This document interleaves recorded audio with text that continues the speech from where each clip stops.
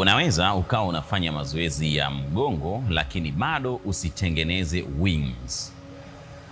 Hivyo kuna baadhi ya mazoezi ambayo ukiyafanya na kuyazingatia yatakusaidia sana kutanua mgongo wako na kutengeneza lats. Na haya ndio baadhi ya mazoezi ambayo ukiyafanya na kuyazingatia yatakusaidia sana kutanua mgongo wako na uwe na wings.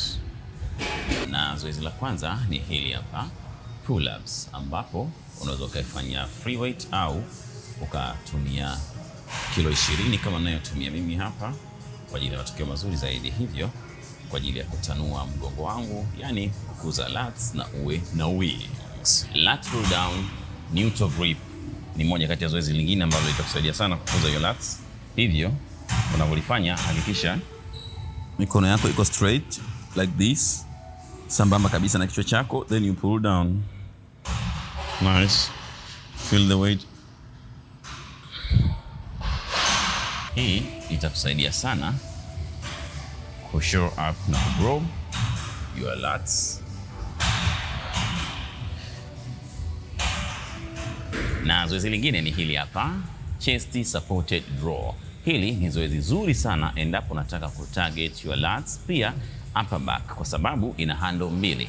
Handle ya kwanza hii hapa, hii ndio ambayo itatusaidia ku target our lats, lakini pia handle ya pili hii hapa ambayo tunaita low row.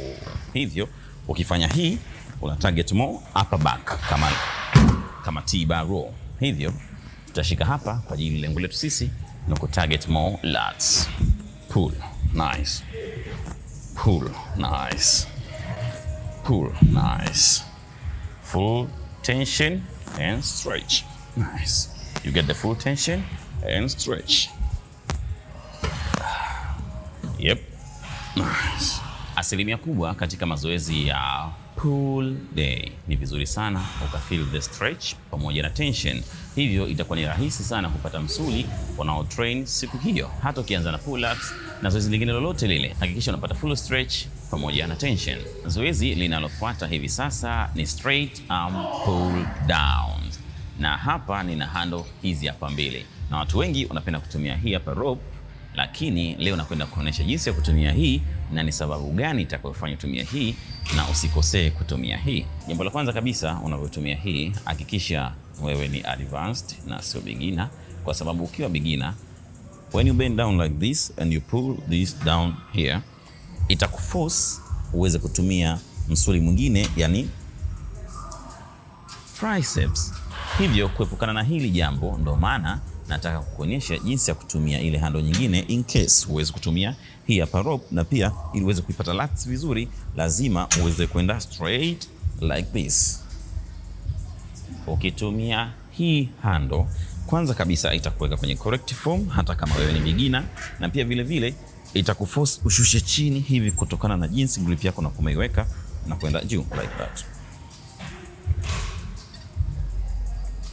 Kwa hiyo ukiniuliza ni handle ipi itakuwa ni bora zaidi katika kukuza lats, basi nitakwambia hii hapa, kwa sababu itakupeleka straight kama inavyoitwa straight arm pull down, tofauti na hii hapa ambayo inaweza ikaengage other muscles kama triceps. Hivyo this is the best choice.